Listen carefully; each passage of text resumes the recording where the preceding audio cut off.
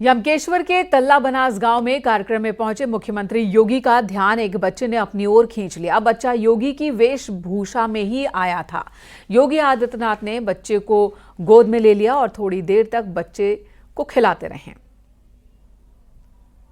CM Yogi Adityanath, जिनकी गोद में एक बच्चे को आप देख रहे हैं,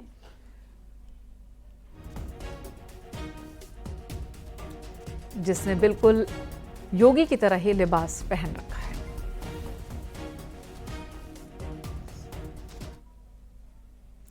आजमगढ़ में पुलिस ने तस्कर मोइनुद्दीन उर्फ मिस्टर की 28,90,000 से ज्यादा की संपत्ति कुर्क की है।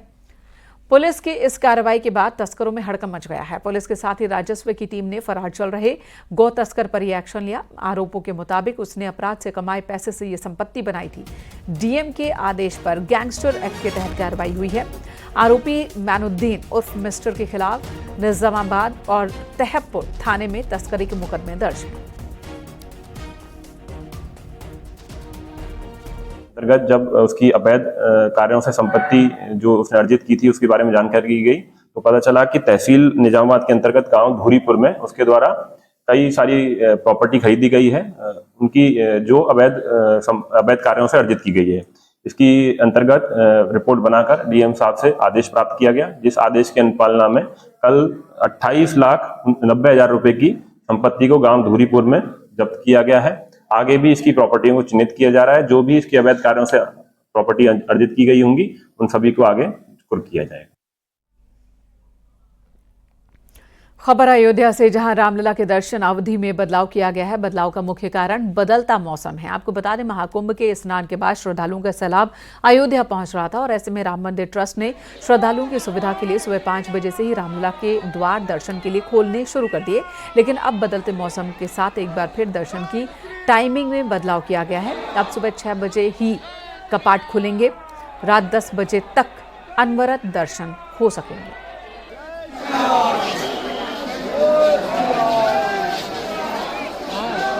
के तारीख से मौसम भी बदल रहा है और आने वाले श्रद्धालु भी कुंभ के बाद बसंत पंचमी सामान्य रूप से थोड़ी संख्या कम होने की संभावना है।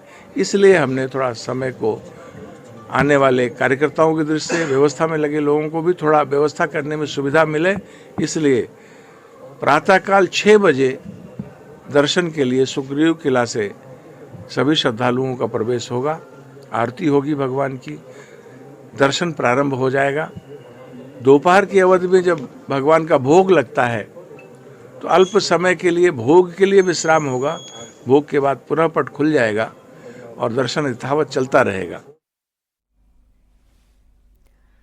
नोएडा में स्कूलों को बम से उड़ाने के मामले में, इस धमकी के मामले में पुलिस ने नाबालिग आरोपी को हिरासत में लिया। पुलिस ने निजी स्कूल में 9वीं की छात्रा को हिरासत में लिया है। बताया जा रहा है कि गूगल की मदद से उसने स्कूलों की ईमेल आईडी हासिल की थी और धमकी भरा मेल भेजा था और मेल में जो कंटेंट लिखा था वो भी गूगल से ही उसने कॉपी कर लिखा था। आरोपी के स्कूल नहीं जाने की वजह से, स्कूल वो नहीं जाना चाहती थी, इस वजह से उसने ये हरकत की है। के 4 स्कूलों को बम से उड़ाने की धमकी के बाद पुलिस प्रशासन में हड़कंप मच गया था। टीमें गठित की गई थी और सभी स्कूलों को सेंसिटाइज किया गया था, चेकिंग की गई थी, सीसीटीवी चेक किए गए थे। लेकिन 12 घंटे बाद साइबर टीम ने इस पूरे प्रकरण का खुलासा कर दिया है। दरअसल में एक बच्चे को हिरासत में लिया है जिसकी उम्र 14 वर्ष है और वो इन्हीं 4 स्कूल में से एक निजी स्कूल में 9वीं का छात्र था। फिलहाल जब उससे पूछताछ की गई तो उसने ये तर्क दिया कि स्कूल जाने का मन नहीं था, लिहाजा जो ईमेल आईडीज़ हैं वो गूगल के माध्यम से निकाली गई, साथ ही जो कंटेंट है वो भी गूगल से ही कॉपी किया गया था। अब इस पूरे प्रकरण में नाबालिग बच्चे को हिरासत में लेकर जुवेनाइल कोर्ट के सामने प्रस्तुत किया जाएगा। थाना 126 क्षेत्र में ये मुकदमा लिखा था। कानपुर आईआईटी में रेप का एक और मामला सामने आया। यहां एक प्रोजेक्ट इंजीनियर ने अपने साथी पर रेप का आरोप लगाया। कल्याणपुर थाने में उसने रिपोर्ट दर्ज कराई है। उसने प्रोजेक्ट इंजीनियर पर शादी का झांसा देकर 1 साल तक यौन शोषण का आरोप लगाया। पीड़ित लड़की अरुणाचल प्रदेश की रहने वाली है और आरोपी शुभम मालवीय इंदौर का रहने वाला है। पुलिस ने उसकी गिरफ्तारी के लिए इंदौर, झांसी और भोपाल में छापेमारी की थी। छापेमारी के डर से आरोपी इंदौर से भागकर कानपुर आया था। आपको बता दें, इससे पहले भी कानपुर आईआईटी की एक रिसर्च स्कॉलर ने एसीपी मोहसिन खान पर रेप के आरोप लगाए थे।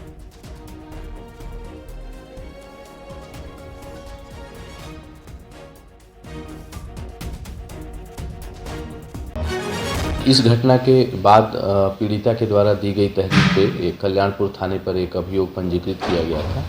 उसके बाद इसमें जो विधिक कार्रवाई है, मेडिकल और मजिस्ट्रेटिव बयान कराया गया था। इसमें रात्रि में जो आरोपी अभियुक्त है उसको पुलिस के द्वारा गिरफ्तार किया गया है। आईआईटी कानपुर के प्रोजेक्ट इंजीनियर के साथ हुए दुष्कर्म के मामले में आरोपी को पुलिस ने गिरफ्तार कर लिया। दरअसल ये पूरा मामला आईआईटी कानपुर के उस अरुणाचल प्रदेश की रहने वाली उस प्रोजेक्ट इंजीनियर का, जिसके सहयोगी ने उसके साथ शादी का झांसा देकर 1 साल तक शारीरिक शोषण किया, जिसके बाद पीड़िता ने कल्याणपुर थाने में मुकदमा दर्ज कराया और उसके बाद पुलिस की 5 टीमों ने ताबड़तोड़ छापेमारी की, जहां एक और मध्य प्रदेश तो वहीं उत्तर प्रदेश के कई जनपदों में ताबड़तोड़ छापेमारी हुई, जिसके बाद पुलिस ने आरोपी शुभम को सलाखों के पीछे भेज दिया है। वाराणसी में प्रतियोगी परीक्षाओं की तैयारी कर रहे एक युवक ने फांसी लगाकर जान दे दी। इस घटना से आसपास हड़कंप मच गया। बताया जा रहा है कि यूपीएससी परीक्षा में 2 नंबर से चूकने की वजह से युवक ने यह कदम उठाया। सूचना के बाद पुलिस टीम मौके पर पहुंची, शव को कब्जे में लेकर पोस्टमार्टम के लिए भेजा। घटना सिगरा थाना क्षेत्र के हरिनगर कॉलोनी की है। मृतक मऊ जिले का रहने वाला है। वहां चले जाए, वहां पे फैंटम होगी।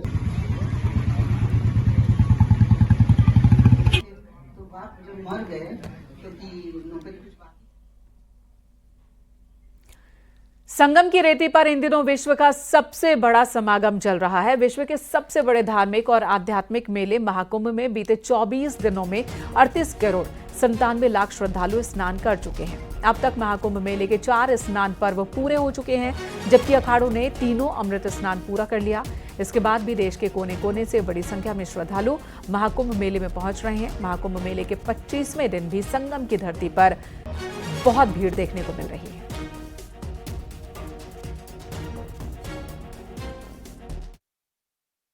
संगम की धरती पर विश्व का सबसे बड़ा धार्मिक और आध्यात्मिक समागम हो रहा है। अब तक 24 दिनों में करीब 39 करोड़ लोगों ने आस्था की डुबकी लगाई है। बुधवार को भी करीब 67 लाख से ज्यादा श्रद्धालु आस्था की डुबकी लगा चुके हैं और आज 25वां दिन है। आप देख सकते हैं ब्रह्म मुहूर्त से ही यहाँ पर श्रद्धालुओं का तांता लगा हुआ है। बड़ी संख्या में श्रद्धालु यहाँ पर आ रहे हैं, यहाँ पर आस्था की डुबकी लगा रहे हैं। साफ तौर पर आप देख सकते हैं जो यहाँ के रास्ते हैं आने और जाने वाले, वो श्रद्धालुओं से पटे पड़े हैं। बड़ी संख्या में श्रद्धालु यहाँ पर आस्था की डुबकी लगा रहे हैं और आज सुबह से भी लाखों लोग आस्था की डुबकी लगा चुके हैं। लोगों के मन में कामना यही है कि सबका कल्याण हो। एक परिवार हमारे साथ है जो कि बंगलौर से आया, उन लोगों से बात करते हैं। ये बताइए कि किस तरह से आप लोगों ने स्नान किया, क्या कामना की और कैसी व्यवस्थाएं यहाँ पर देखी आपने?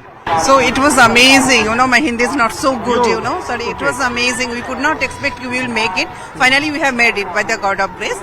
But it's a huge peace and tranquility in our mind. I found it. It's a mini India. अच्छा, ये मिनी इंडिया है, ये तो बात सही, लेकिन सीएम ने कैसी तैयारी की है Yogi Adityanath? Everything is so, uniformized. We didn't find any kind of problem. The last night we stayed in the tent and all. Everything is well arranged. Well arranged. We are very satisfied and happy. And आप बताइए कि कैसी व्यवस्थाएं हैं यहाँ पर?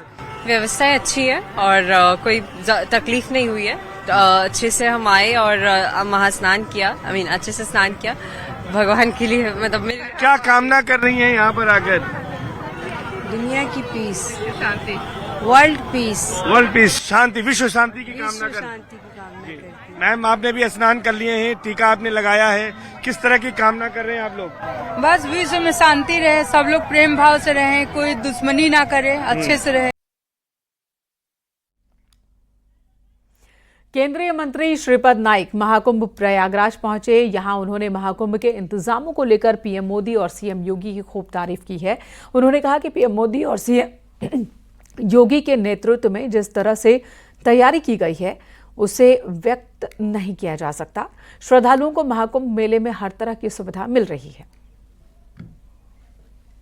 ये मोदी जी के नेतृत्व में, माननीय योगी जी के नेतृत्व में जिस तरह से व्यवस्था यहाँ बनाई है, उसके वो कहने के लिए कोई हमारे पास शब्द नहीं है। आज कम से कम 34 करोड़ लोग यहाँ आके गए हैं उन्होंने आस्था की डुबकी जैसा आपने कहा वह लगाई है और ये एकदम कृतकृत होकर सबको धन्यवाद दे के चले गए। इसलिए देश भर के सभी लोगों के